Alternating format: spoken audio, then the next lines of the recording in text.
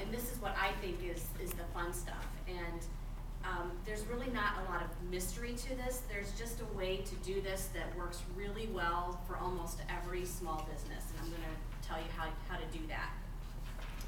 And it gets back to the whole, you've heard of the radio station WIIFM, right? What's in it for me? Has anyone heard of that? Okay. Oh, well, then I just made that up, okay? So because your clients and your customers, when they come to your website, they're always thinking, well, what's in this for me, right? I mean, we all think that. We're busy, we've got stuff going on, and we're out there doing a search, and we get to a website, we want to be able to see something quickly. That's what we were talking about earlier, the navigation. We want to be able to get what we want and then move on with our lives. So you have to be thinking in terms of a client-centric website. You have to put yourself in the shoes of your client and think, what are they thinking right now? What do they need? And then how can I deliver that to them? And there's a lot of different ways that you can do that. But the way that part of what your client needs and the intersection of what you need is what we call how to make your website marketing based. So in other words, you want that website to be collecting leads for you on a regular basis, right? We're all business owners. We're out there to make money, right? We have to have leads so that we can follow up. And we love to do this in a very automated way so that it's not very cumbersome and arduous for you to do. And the way you do that is simply through something called an opt-in box. Has anyone here heard of an opt-in box? An opt-in box is, let's see. So what you would want to do, let me backtrack, is you would want to have something of high value on your website. So maybe a free offer or a coupon or a report or a video series or something, showing people like how do you layer jewelry, or how do you make a certain recipe with the sauces, or different things like this. Give them some value, and you call it something. You've got to call it something really interesting. It's something that's like irresistible, because they're there for a reason. So there's something like really, really cool that they want, and the way that they get that is, so I'm on your website and I say, I want to know how to make this dish. So I'm going to opt in. I'm going to give you my name and my email address, and then in return, you're going to give me this recipe, and we're going to start this relationship together.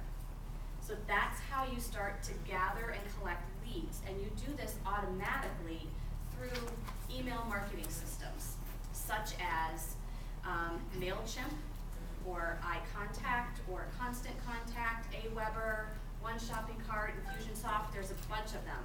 And if anyone's interested, we can talk about these and what are the differences. Okay, so we'll talk about those in a minute.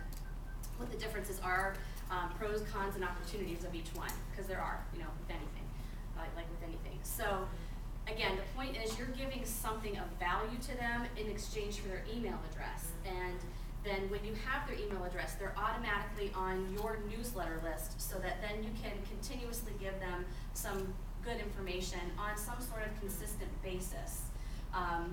And one of the questions was, how often do I give information? You don't want to be a pest, right? None of us want to be, considered to be spam. And my thinking on that is, if your intention is good and there, then you're already about 95% of the way there.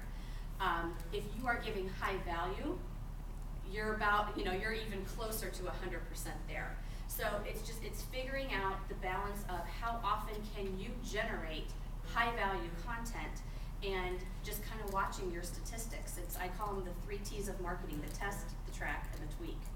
You've got to test things and see how things are going. Are you getting a ton of opt-outs every time? You'll get an opt-out. You'll get opt-outs every single time you send a newsletter out. And it's really hard to not take that personally. But over time you do develop this thick skin, and you're like, there are lots of reasons why people opt out. It's nothing, you should not ever take that personally. But in terms of how often, it depends on your business. Sometimes businesses do a newsletter once a month.